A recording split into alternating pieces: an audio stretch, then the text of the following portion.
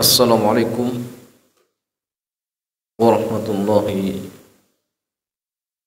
wabarakatuh.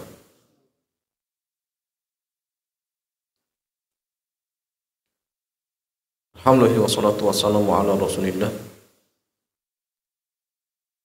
wa ala alihi wa ashabihi wa man tabi'ahum bi ihsanin ila yaumiddin.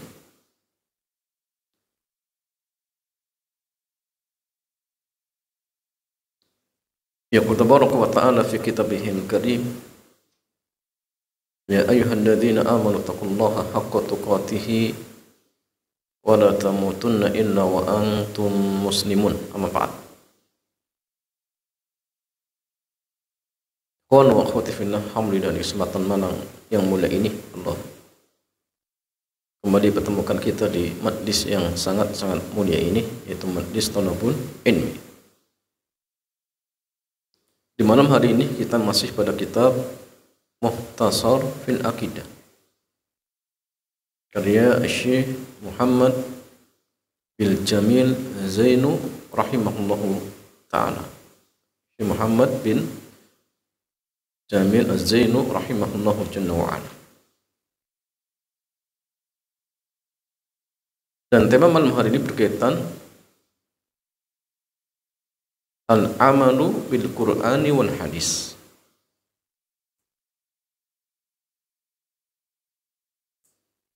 Beramal dengan Al-Quran dan hadis. Beramal dengan Al-Quran dan hadis. Berkata mu'allif rahimahullahu jalla wa'ala, limadha anzalallahu al-Qur'ana? Kenapa Allah Subhanahu wa ta'ala menurunkan Al-Quran? Kenapa Allah Subhanahu wa ta'ala menurunkan Al-Quran? Pertanyaan seperti ini kadang-kadang jamaah butuh untuk disampaikan. Ya, karena kadang-kadang sebagian orang ada yang seumur-umur nggak peduli dengan Quran. Mushaf di rumahnya banyak, tapi nggak pernah dibaca. Apalagi diamalkan. Maka Syekh menjawab, anzalallahu al-Qur'ana lil amali bih. Jadi Allah Subhanahu wa ta'ala menurunkan Al-Quran tujuannya agar diamalkan. Tujuannya agar diamalkan. Nah, sehingga tidaklah ada satu ayat dari ayat Al-Quran pasti di situ ada apa jamaah hikmahnya. Tidaklah ada satu kata dari ayat-ayat Allah kecuali pasti ada artinya. Ya, karena kalau tidak ada artinya, ya, terus bagaimana cara mengamalkannya? Cara mengamalkannya. Termasuk ayat-ayat tentang sifat. Ya, wajah misalkan. Maka ahlu sunnah wal jamaah meyakini bahwasannya wajah itu ya secara hakikatnya. Tangan itu juga secara hakikatnya. Adapun bagaimana bentuknya, maka Allah yang tahu. Kewajiban kita hanya menetapkan sebagaimana yang Allah tetapkan dan sebagaimana yang Nabi tetapkan. Sesuai dengan keagungan dan kemuliaan Allah. Tidak boleh kita palingkan maknanya, tidak boleh kita tolak, tidak boleh kita tasbih serupakan dengan makhluknya, tidak boleh. Itu kewajiban kita. Adapun alif lam mim ini huruf ya, bukan kata. Nah, sehingga memang tidak ada artinya. Tapi ada tujuannya. Tujuannya untuk menantang orang-orang kafir Quraisy ketika mereka membanggakan syair-syair yang mereka buat. Maka Allah turunkan ya, surat-surat di dalam Al-Quran yang ayat pertamanya huruf muqatta'ah, huruf yang terpotong-potong. Dan ternyata jamaah mereka tidak mampu membuat sesuatu yang bisa menandingi Al-Quran, nggak bisa. Ya tidak bisa. Bahkan Musailamah Al-Kadzdzab yang berusaha untuk apa? Ngarang-ngarang, tetap saja ketahuan. Tetap saja ketahuan. Pada ketika turun surat Al-Asr, kemudian Musailamah ngarang ayat Al-Quran. Jawabar innaka udunani wa sudrun. Wahai kelinci, yang engkau binatang yang memiliki telinga yang terus dada yang lebar. Ini karangan Musailamah Al-Kadzdzab. Tapi tetap ketahuan seperti itu. Jadi masalahnya Allah menurunkan Al-Quran tujuannya untuk diamalkan. Apa dalilnya? Dalilnya firman Allah Subhanahu wa taala dalam surat Al-A'raf. Allah Subhanahu wa taala berfirman, "Ittabi'u ma unzila ilaikum mir rabbikum." Ikutilah apa yang telah diturunkan kepada kalian dari Rabb kalian. Dari Rabb kalian. Wa qala sallallahu alaihi wasallam, dan Nabi bersabda, "Iqra'ul Qur'an." Bacalah Al-Qur'an. Wa'malu bihi, dan amalkanlah. Wala ta'kulu bihi, dan janganlah kalian makan dengan Al-Qur'an. Maksudnya menjual ayat-ayat Allah, jangan. Kalau ngajarkan Quran kemudian di gaji, boleh tidak? Boleh tidak jemaah? Ya boleh. Yang nggak boleh itu menjual ayat-ayat Al-Quran. Ya, jual ayat Quran untuk melarikan dagangan itu nggak boleh jemaah. Tapi kalau misalkan dia ngajarkan Quran, Iqra misalkan, kemudian di gaji, nggak masalah. Yang penting tetap niatnya ikhlas karena Allah. Akan Lajnah Ad-Daimah ketika ditanya tentang masalah ini, beliau mengatakan, ya juzu laka an taquda ajran ala ta'limil Quran. Boleh bagi engkau mengambil upah dari mengajarkan Al-Quran. Kenapa? Fa inna Nabiyya sallallahu alaihi wasallam, karena Nabi sallallahu alaihi wasallam zawwaja rajulan imra'atan, karena Nabi pernah menikahkan seorang laki-laki dengan seorang perempuan dengan mahar laki-laki tersebut mengajarkan istrinya Al-Quran. Dan nanti upahnya itulah yang jadikan apa? Mahar. Jadi upahnya itulah yang jadikan mahar. Itu pula wa akhadha sahabi ujratan ala syifa'i maridin kafirin bi sababi ru'yatihi iyyahu bi fatihatil kitab. Itu pula ya, sahabat mengambil ujrah, upah, ketika meruqyah apa? Seorang kafir yang sakit. Ya, seorang kafir yang sakit dengan dibacakan surat Al-Fatihah. Dan upahnya kali itu apa jemaah? Kambing. Upahnya kambing, jadi nggak murahan ya, kambing jam, upahnya kambing. Dan Nabi bersabda, in ahaqqa ma akhadtum alaihi ajran kitabullah. Punya upah yang paling layak untuk kalian ambil adalah mengajarkan Al-Quran, mengajarkan Al-Quran.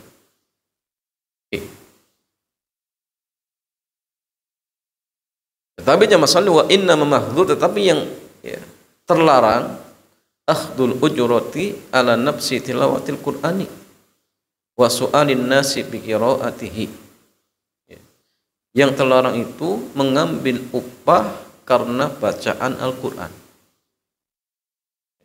Kori-kori mungkin gimana ya? Artinya kalau memang dia tarifnya, saya mau baca ini 1 menit bayarannya 10.000. Kalau 1 jam kalikan saja. Nah, ini jelas nggak boleh ya. Ya, tidak diperbolehkan. Ya jamaah sekalian, ikhwan wa akhwati fillah.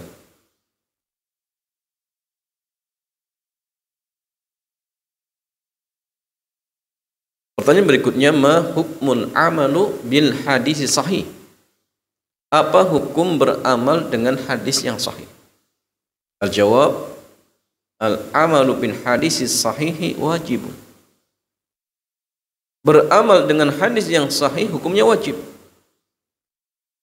Apa dalilnya? Dalilnya firman Allah Subhanahu wa taala, "Wa ma atakumur rasulu fakhudhuhu wa ma nahakum anhu fantahu." Dan apa-apa yang Rasulullah bawa untuk kalian maka ambillah. Dan apa-apa yang beliau larang dari kalian maka tinggalkanlah.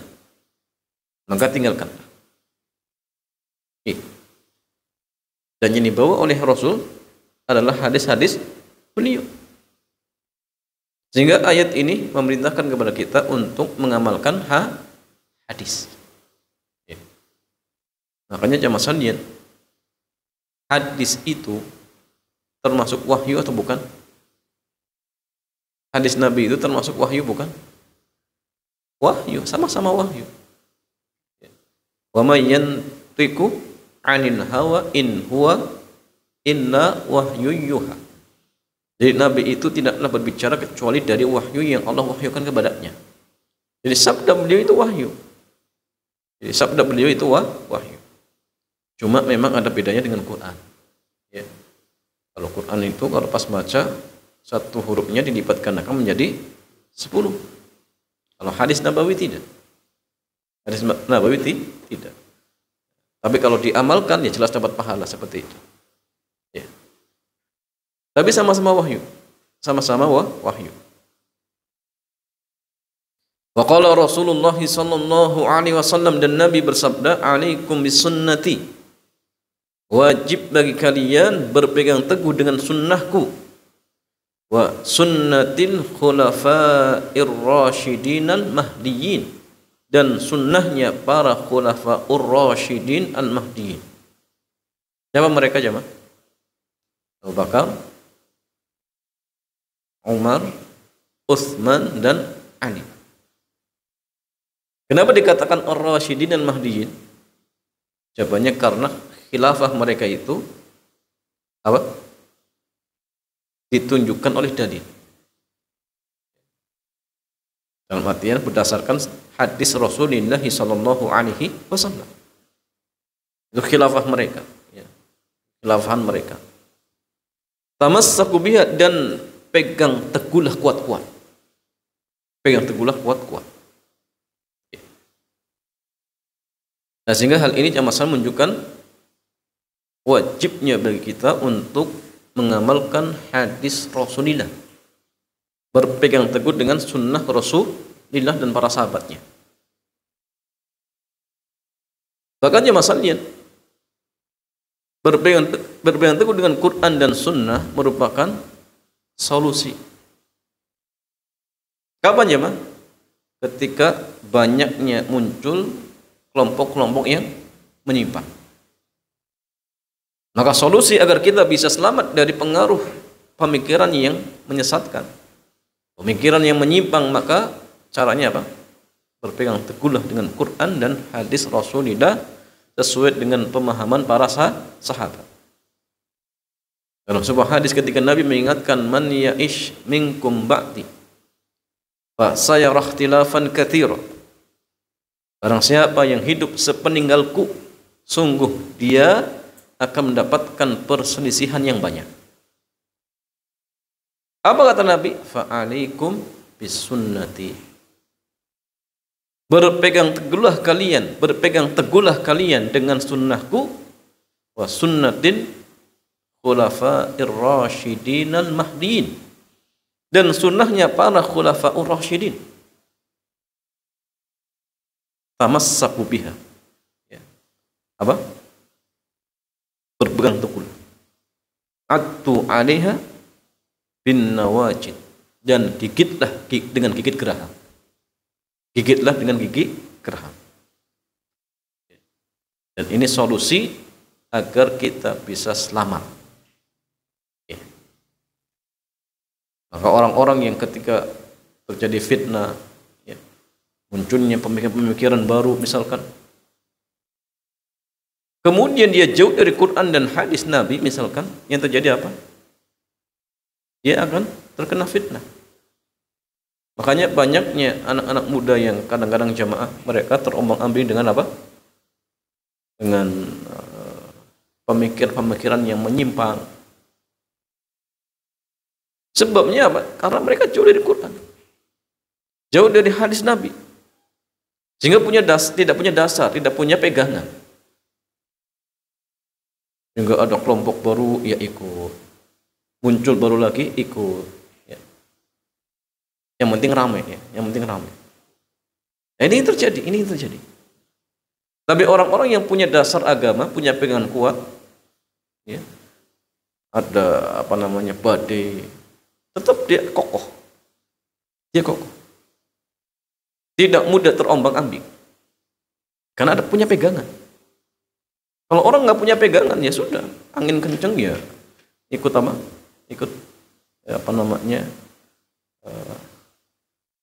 terombang-ambing. Nah, ini terjadi. Nah, sehingga kita selaku orang tua, kalau ingin membentengi anak-anak kita agar tidak mudah kena fitnah, tidak tercemar oleh pemikirannya menyimpang, maka ajarkan mereka Quran, ajarkan mereka hadis. Itu penting. Dekatkan mereka dengan Quran, dekatkan mereka dengan hadis. Itu benteng. Apalagi di zaman kita, ya. Tersebarnya pemahaman yang menyimpang itu sangat cepat. Medsos, ya. Kadang nggak pernah keluar rumah pun ternyata terkena syubhat. Dia baca-baca artikel, baca-baca ceramah, ternyata yang ceramah, ya, dai-dai yang menyimpang. Nah, sehingga tidak heran ketika ada seorang anak tidak pernah keluar rumah ternyata punya pemikiran takfiri. Hobinya suka ngebom sana ngebom sini, nggak pernah kemana-mana. Ternyata dia terkena itu tadi syubhat, pemikiran menyimpang lewat medsos. Itu ya, hati-hati jemaah. Akan ada seorang ustadz bercerita, ada seorang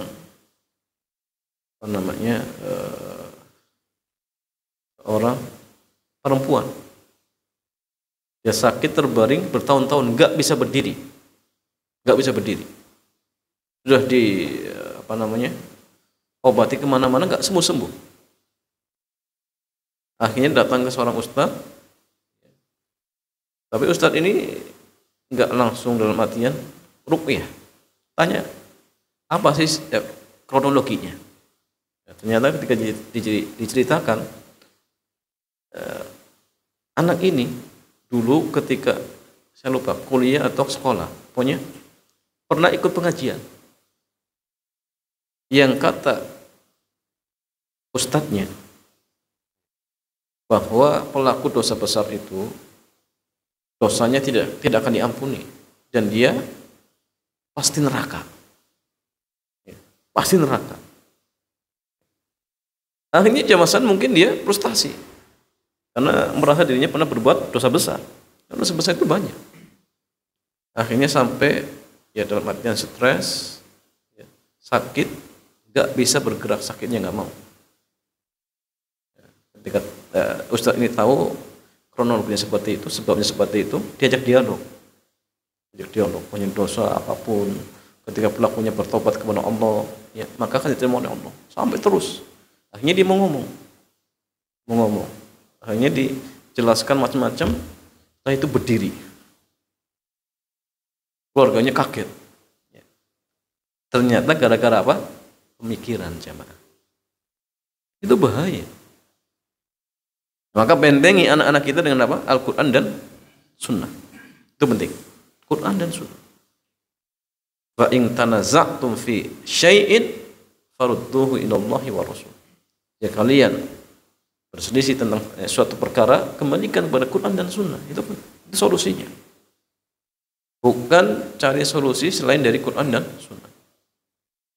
Tapi carilah solusi dari Quran dan Sunnah, dan di situ akan didapatkan solusinya. Akan didapatkan solusinya. Kemudian masalahnya, hal nastagni bil Qur'ani anil hadis? Apakah kita hanya membutuhkan Quran dan tidak butuh dengan hadis? Al-jawab, la nastagni bil Qur'ani anil hadis. Kita sangat butuh dengan Quran dan hadis. Jadi kita sangat butuh dengan Quran, dengan apa? Dengan hadis Nabi. Quran butuh, hadis Nabi butuh. Allah Jalla wa Ala berfirman, wa anzalna ilaika dzikra litubayyana lin-nasi ma nuzzila ilaihim wa la'annahum yatafakkarun. Dan kami telah menurunkan kepada engkau, wahai Rasul, az-dzikra. Apa jemaah? Zikr. Ini disebutkan ya, zikr di sini disebutkan. Tidak jemaah. Tapi zikr di sini apa? Sunnah ya. Litubayyana linnas, untuk menjelaskan kepada manusia manuzzila ilaihim, apa yang telah diturunkan kepada mereka, agar mereka ya, mau berfikir. Dan Nabi bersabda, ala wa inni utitul Qur'ana wa mithlahu. Ketahuilah, sungguhnya aku diberikan Al-Quran dan yang sepertinya. Yang sepertinya itu jemaah, apa maksudnya? Hadis Nabi. Yang seperti Al-Quran adalah hadis Nabi. Karena hadis juga sama-sama wahyu. Seperti itu jemaah. Sehingga jemaah sekalian, tidak bisa seseorang mengamalkan hukum-hukum syariat hanya berlandaskan Quran saja. Nggak bisa. Quran jemaah sekalian sahih, dasar sumber utama. Tapi Quran butuh penjelas. Dan penjelasnya diantaranya adalah hadis-hadis Rasulullah. Dan kalau misalkan kita hanya berpegang dengan Quran, maka dijamin tidak bisa mengamalkan syariat Islam secara sempurna. Contoh saja tentang sholat, jemaah. Tentang sholat. Apakah di Quran dijelaskan tentang bagaimana tata cara ruku, sujud misalkan? Jawabannya tidak. Quran berbicara secara global. Wa aqimus shalah. Kerjakanlah atau tegakkanlah sholat. Tentang waktu-waktu sholat. Innal mu'minina, ya, apa? Sungguhnya apa? Inna sholata kanat alal mu'minin. Sungguhnya ya, sholat itu bagi orang-orang mukmin ada waktu-waktu yang telah ditentukan. Ya. Ini secara umum. Adapun duhur kapan waktunya, akhirnya kapan, maka yang seperti ini jamaah sekalian dijelaskan di dalam hadis-hadis Rasulullah. Dan kelompok-kelompok yang dalam artian jamaah ingkaru sunnah, mengingkari sunnah, mengingkari hadis, itu banyak macamnya. Banyak macamnya. Ada kelompok yang mereka terang-terangan mengatakan, kami hanya butuh Quran, nggak butuh hadis. Dan mereka sering dikenal dengan kelompok ingkaru sunnah. Ya. Makanya masalah kelompok ingkaru sunnah itu jamaah, kalau benar-benar mereka dalam artian menolak hadis Nabi, nggak bisa sholat ya. Terus bagaimana sholatnya dia? Kalau misalkan sholat maghribnya 3 rakaat, caranya juga ada ruku, sujud dan lain sebagainya misalkan, berarti Ya, apa namanya masalin? Manhaj mereka enggak dijalankan. Kalau mereka mengatakan cukup dengan Quran, ya sudah, berarti nggak bisa sholat dia. Kalau ada rukunya, oh berarti mengamalkan hadis Nabi. Itu mula misalkan sholat jenazah. Bagaimana caranya? Ada 4 takbir misalkan. Maka 4 takbir ini dijelaskan di dalam hadis-hadis Nabi. Quran nggak ada. Makanya kelompok-kelompok yang dalam artian mengatakan kami hanya butuh Quran. Tanya saja kalau sholat jenazah seperti apa. Kalau sholat jenazahnya sama seperti kita, berarti bohong. Ya. Berarti mereka juga mengamalkan hadis Nabi. Karena memang hakikatnya seperti itu. Nggak bisa kita mengamalkan syariat ini tanpa ya apa namanya penjelasan dari hadis Nabi, nggak mungkin. Nggak mungkin jemaah. Jadi Quran sumber utama, kemudian hadis Nabi, kemudian ijma. Ya, ijma. Kemudian nanti qiyas, seperti itu jemaah. Ya, inilah sumber-sumber hukum Islam.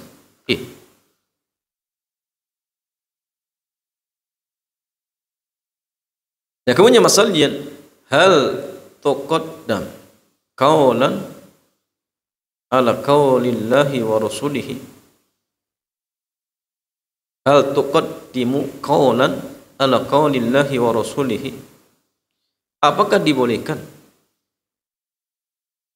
mendahulukan ucapan seseorang di atas firman Allah dan sabda Nabi?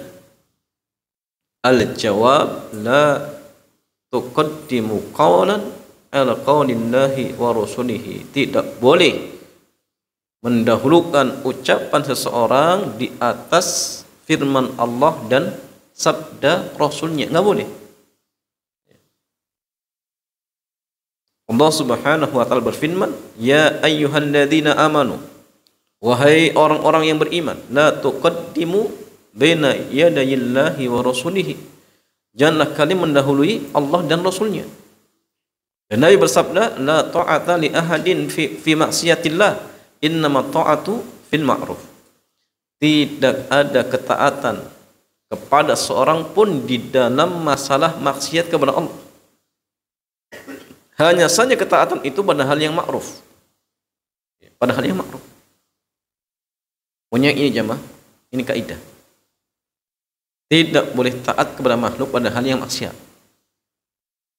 Bolehnya pada hal-hal yang nggak maksiat. Sampai pun yang nyuruh orang tua kita, misalkan. Apakah wajib ditaati kalau orang tua kita nyuruh untuk bermaksiat? Nggak boleh. Nah, tolong ya besok zina. Nggak boleh jamaah sekalian. La ta'ata li makhlukin fi maksiatil khaliq. Kenapa? Karena taat kepada Allah, taat kepada Rasul itu nomor 1. Ya. Adapun taat kepada makhluk, baik itu orang tua ataupun istri kepada suami dan sebagainya misalkan, maka terikat, ketaatannya terikat. Ketiga, tidak bermaksiat kepada Allah dan Rasulnya. Nah, sehingga gini jemaah, kalau ada makhluk memerintahkan kepada kita untuk berbuat maksiat, bolehkah kita mentaatinya? Boleh tidak jemaah? Tak boleh. Kalau pemerintah kita memerintahkan hal yang maksiat, apakah ditaati?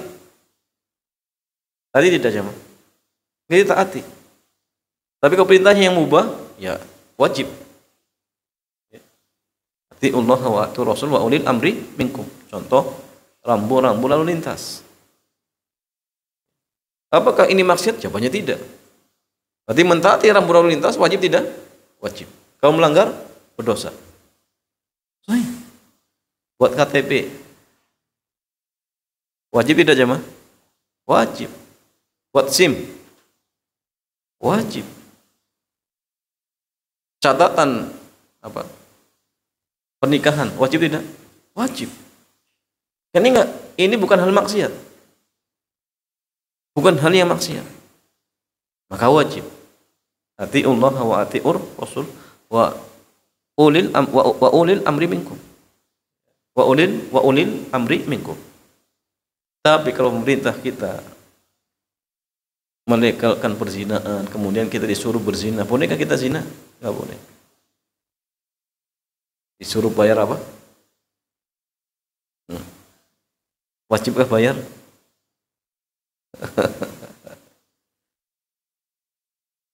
Atau hal-hal yang haram yang lainnya jamaah sekalian.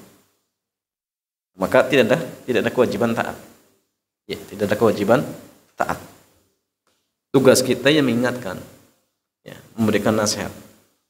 Nasihat itu untuk Allah dan Rasulnya dan untuk seluruh kaum muslimin, termasuk pemimpin kaum muslimin. Nasihati kalau keliru, tapi dengan cara yang baik. Dengan cara yang baik. Tidak boleh di depan umum, itu nggak boleh.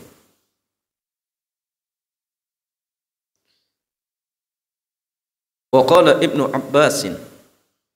Abbas mengatakan, arahum sayahlikun. Saya melihat kalian akan celaka. Aku qala Nabi, saya mengucapkan sabda Nabi, kemudian saya melihat mereka akan binasa. Saya mengucapkan sabda Nabi, kemudian mereka mengatakan, qala Abu Bakrin wa Umar. Tetapi Abu Bakar dan Umar mengatakan seperti ini. Ini jemaah sekalian, yang dibandingkan adalah sabda Nabi dengan ucapan sahabat yang mulia. Jadi ketika Ibnu Abbas mengatakan qala Nabi sallallahu alaihi wasallam, maka orang yang mendengar membantah. Enggak, tapi kan Abu Bakar mengucapkan ini. Tapi kan Umar mengucapkan ini. Maka Abu Bakar mengatakan dalam ayat yang lain katakan, hampir-hampir kalian dihujani bebatuan dari langit. Saya mengucapkan Nabi bersabda, kemudian kalian bantah dengan ucapan Abu Bakar dan Umar. Bayangkan. Ini sabda Nabi dibantah dengan ucapan sahabat yang mulia. Lantas bagaimana kalau ada sabda Nabi dibantah dengan ucapan Pak Yai di zaman kita? Nah, ini lebih parah lagi jemaah. Kondisinya jauh dengan para sahabat. Dan ternyata banyak orang di zaman kita ketika kita ingatkan, man amila amalan laysa alaihi amruna fahuwa rad. Barang siapa yang mengamalkan suatu amalan yang tidak ada contohnya dari perkara kami, ditolak. Kemudian ngeyel. Tapi kan Pak Yai saya membolehkan. Nah, terus sabda Nabi mau diapakan ini?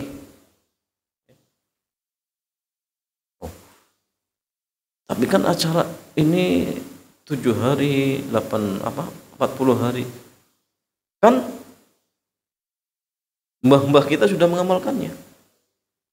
Ya, kamu baru belajar kemarin, tahu apa? Padahal kita sampaikan hadis Nabi. Nah, kita katakan al-kibru batarul haq wa ghamtun nas. Sombong itu menolak kebenaran dan melecehkan manusia. Dan kita ingatkan, ya. Bahkan ayat mengatakan falyahdharil ladzina yukhalifuna an amri. Maka hati-hatilah, ya, orang-orang yang mengisi perintah Allah dan Rasulnya. Ya.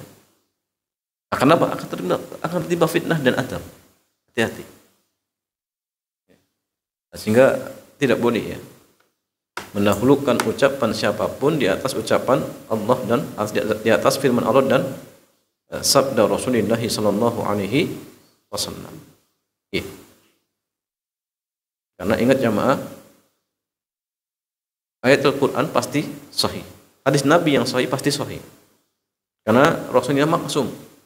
Adapun selain Nabi, ada kemungkinan benar, ada kemungkinan salah. Ya. Maka kaidahnya apa? Ambil yang benar, kemudian tinggalkan yang salah. Tapi tanpa meremehkan, tanpa merendahkan. Namun tugas kita memberikan udzur. Makanya ucapan Imam Malik, kullun yurad wa yukhad. Setiap orang itu potensi untuk diambil ucapannya dan ditolak ucapannya.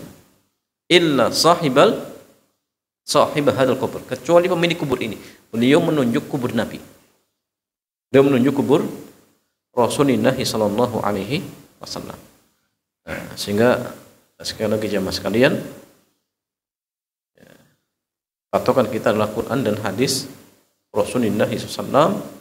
Tidak boleh mendahulukan ucapan siapapun di atas ucapan ya, Allah dan Rasulnya, seperti itu. Wallahu ta'ala a'lam bishawab. Demikian jamaah, mudah-mudahan bermanfaat. Selanjutnya sebelum ditutup seperti biasa kita buka tanya jawab. Dipersilakan.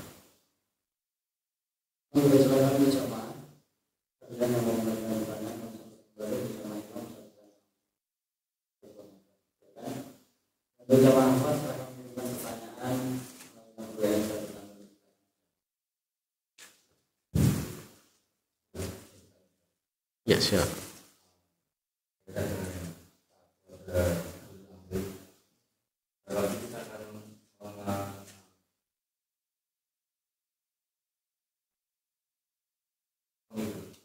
Nah,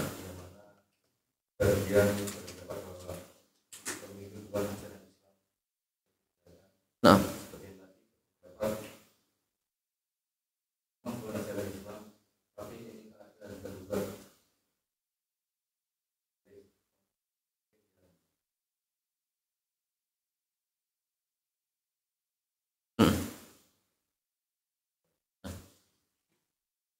ya jamaah sekalian,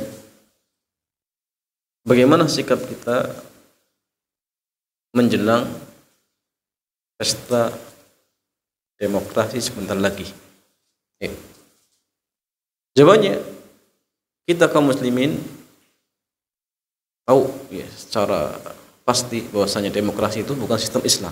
Itu pasti. Kita yakin. Bahkan mereka pun mengatakan, ya memang iya. Pencetusnya siapa? Aristoteles, bukan? Nah, pokoknya gitulah. Ya. Bukan dari Islam. Nah, sehingga semboyan mereka pun keliru. Dari rakyat, oleh rakyat, untuk rakyat. Tapi kalau syariat Islam apa? Dari Allah, terus untuk siapa? Untuk hamba-hambanya, kemudian kembali kepada Allah. Kembali kepada Allah. Dari sini saja sudah keliru. Jadi dianggap semua itu dari rakyat. Kekayaan dari rakyat, enggak, dari Allah. Rezeki dari Allah. Dan tapi jamaah sekalian, ketika misalkan kaum muslimin dibenturkan, disuruh untuk memilih, yang dimana pemilihannya tidak melalui sistem pemilihan Islam, bolehkah kita ikut serta? Itu pertanyaan. Politik syar'i itu ada. Pemilihan pemimpin secara syariat juga ada. Contohnya dengan lewat jalur musyawarah. Itu ada. Tapi gini jamaah sekalian, kalau kita dibenturkan dalam kondisi yang memang sistemnya tidak sistem Islam, dan kita pun mau tidak mau harus memilih pemimpin, mau tidak mau harus memilih pemimpin, ya. Maka bagaimana sikap kaum muslimin? Apakah dalam artian golput, tidak ikut nyoblos, ya, dengan hujah ini bukan sistem Islam? Jawabannya dalam masalah ini terkhusus ya, para asatidzah di negeri kita, ya. Atau mungkin sebagian yang bertanya kepada para masyayikh misalkan, maka mereka mengatakan dalam kondisi yang seperti ini maka kita diperbolehkan mengambil sesuatu yang mudaratnya sifatnya lebih ringan. Ahlu akhafud dorori, mengambil mudarat yang sifatnya lebih ringan dari dua mudarat yang ada. Ya. Karena jamaah sekalian, kalau kita ikut pemilihan secara Islami, jelas nggak boleh meminta jabatan, itu nggak boleh. Bahkan dikatakan la tu'til imarata liman sa'ala ilaiha, jangan kau berikan kepemimpinan kepada orang yang minta-minta. Dari sini saja nggak ada kriterianya, semua minta-minta, ya. Semua minta-minta, ya. Bahkan kadang-kadang ya mereka menghalalkan berbagai macam cara. Karena gini jemaah, sisi negatifnya ketika mereka minta-minta, yang terjadi akhirnya apa? Mereka rela mengeluarkan banyak biaya asalkan dirinya menang. Sehingga yang terjadi ketika dia terpilih akhirnya apa? Yang terpikir bagaimana balik modalnya. Tapi kalau pemimpin yang tidak meminta kemudian diminta, maka pemimpin seperti inilah pemimpin yang amanah. Dia nggak minta, dia takut. Tanggung jawabnya besar. Sehingga tatkala dia minta dan dia dijadikan pemimpin, akhirnya apa? Akan amanah. Makanya gini ya, orang kalau tahu jadi pemimpin itu ternyata tanggung jawabnya besar, dijamin gak ada yang mau. Bahkan para sahabat itu jamaah, termasuk Umar, seumur umur nggak pernah minta jabatan kecuali dalam satu kondisi. Ketika Nabi mengatakan besok pagi saya akan memberikan bendera kepada seorang yang mencintai Allah dan Allah juga mencintainya, dan ia akan memperoleh kemenangan. Maka orang-orang para sahabat yang mendengar sabda Nabi tersebut, mereka berandai-andai dirinya jadi panglima itu. Dan Umar mengatakan waktu satu-satunya yang dalam artian dia berharap menjadi pemimpin ya waktu itu. Itu selain itu nggak pernah. Mereka takut, nggak mau, karena tanggung jawabnya apa? Besar. Bahkan tidak hanya urusan manusia, ada binatang yang kelaparan, ya, tanggung jawab ya. Kadang-kadang pemimpin di zaman kita ya buru-buru seperti itu, sampai ngurusi hal-hal yang mungkin kita anggap agak ya remeh lah, buru-buru zaman. Memang kriterianya ya belum ada, belum nanti ada kriteria apa kures, itu macam-macam. Jadi secara kriteria ya, masih jauh. Cuma memang kita harus memilih. Maka sebagian mengatakan ya, nggak ikut serta, karena memang pemerintah kita juga membolehkan golput. Tapi sebagian mengatakan sebaiknya ikut serta untuk mengurangi mudarat yang akan terjadi. Seperti itu jemaah. Nah, sehingga walau alam dalam masalah ini sebagian asatidz ada yang memperkuat tetap ikut, tetapi kaidahnya pilih pemimpin yang paling sedikit mudaratnya. Pilih pemimpin yang paling sedikit mudaratnya. Minimalnya tidak memusuhi Islam. Minimalnya tidak memusuhi Islam seperti itu. Wallahu a'lam.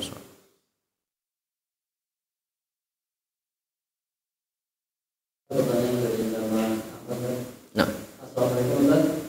Waalaikumsalam.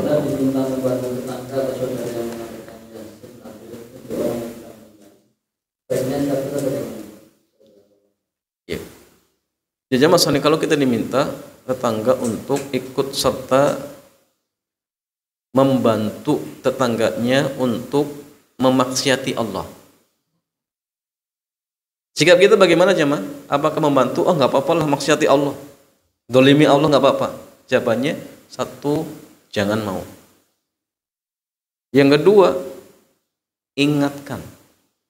Nabi mengatakan man ra'a minkum munkaran falyughayyirhu biyadihi. Barang siapa yang melihat kemungkaran, cegah dengan tangannya. Kalau dia mampu juga dengan lisannya. Jadi dinasihati baik-baik.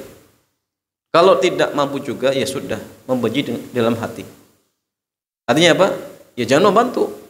Ustaz saya benci tapi ikut apa? Bantu acara, ya sama saja bohong jemaah. Jadi minimal ngingkari itu dengan apa? Dengan hati. Hati membenci karena itu perbuatan maksiat. Kalau dimaksiati jemaah, Nabi apa? Dilanggar sabdanya. Kita harus benci. Ya. Kemudian bagaimana solusi yang lain? Silakan boleh bermudaroh. Mudaroh itu cari alasan untuk menghindar dengan mengorbankan dunia. Sampaikan, Bu, maaf ya, di tanggal tersebut kami punya acara, padahal tadinya belum ada. Nah, kemudian dia alasan ada acara, ingin pergi ke misalkan saudara, mau berkunjung atau mungkin mau belanja dan sebagainya. Tapi setelah itu ya tetap dia harus belanja, korbankan uang. Ya, jangan sampai kemudian bohong, itu nggak boleh. Ya, tetap korbankan uang untuk menghindar seperti itu. Tapi ingat jangan apa? Jangan ikut serta. Kemudian doakan agar tetangga mendapatkan hidayah seperti itu. Wallahu ta'ala a'lam bishawab.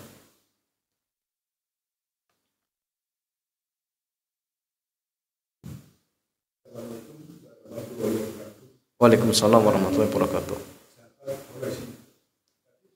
Bahwa kita wajib taat pada hadis yang disampaikan oleh sahabat Quraisy. Apakah Sahabat Quraisy Khulafaur Rasyidin. itu kan kita taat Sunnah dengan berpegang teguh. itu apakah beliau itu juga mendapat wahyu seperti Nabi? Oh, nah. Sedangkan kalau Nabi kan tidak diwajibkan untuk menyampaikan. Sementara kalau sahabat tadi kita wajib taat, apakah juga beliau juga diwajibkan untuk menyampaikan kepada umat Islam? Ya. Terima kasih. Wassalamualaikum warahmatullahi wabarakatuh. Waalaikumsalam warahmatullahi wabarakatuh. Ya, jamaah sekalian, apakah para khulafaur rasyidin mereka mendapatkan wahyu? Jawabannya tidak. Karena kalau mendapatkan wahyu berarti dia nabi. Karena nabi itu orang yang memberikan wahyu, orang yang memberikan wahyu, ya. Kemudian diperintahkan untuk menyampaikan wahyu tersebut kepada umat yang tidak menentang. Kalau rasul diberikan wahyu kemudian diperintahkan untuk menyampaikan kepada umat yang menentang. Itu bedanya, seperti itu. Dan mereka tidak mendapatkan wahyu. Ya. Tetapi mereka punya ijma. Ijma itu kesepakatan. Makanya masalah sumber dari hukum syariat itu ada 4. Ada Quran, Sunnah, Ijma, dan Qiyas. Ada Qiyas. Maka ijmanya sahabat itu juga hukum. Jadi kalau mereka sudah sepakat, maka bisa diambil sebagai pegangan atau hukum. Kenapa? Karena Nabi mengatakan la tajtami'u ummati ala khata'in aw kama qala. Jadi umatku ini tidak mungkin bersepakat dalam kesesatan atau kesalahan, enggak mungkin. Jadi kalau mereka sepakat dalam suatu perkara, berarti itu kebenaran dan itu ijma dan itu dalil, seperti itu. Makanya ya, sunnahnya mereka juga diperintahkan untuk dipegang teguh, ya, oleh kaum muslimin, seperti itu. Jadi alaikum bisunnati, berpegang teguhlah kalian dengan sunnahku, sunnah Nabi. Kemudian sunnah para sahabatnya radhiyallahu taala anhum ajmain. Kenapa? Karena mereka sudah mendapatkan gelar radhiyallahu taala anhum wa radu'an. Allah ridho kepada mereka, mereka ridho kepada Allah. Hingga kalau orang-orang yang sudah Allah ridhoi, otomatis pemikirannya benar, manhajnya benar. Maka kalau kita ingin menjadikan seseorang sebagai teladan, jadikanlah para sahabat sebagai teladan, seperti itu. Jangan orang lain. Jangan orang lain, seperti itu. Wallahu ta'ala a'lam bissawab. Ya. Demikian ya Mas Andian, mudah-mudahan kajian kesempatan malam hari ini bermanfaat. Kita tutup. Subhanakallahumma bihamdik, asyhadu an la ilaha illa anta, astaghfiruka wa atubu ilaik. Assalamualaikum warahmatullahi wabarakatuh.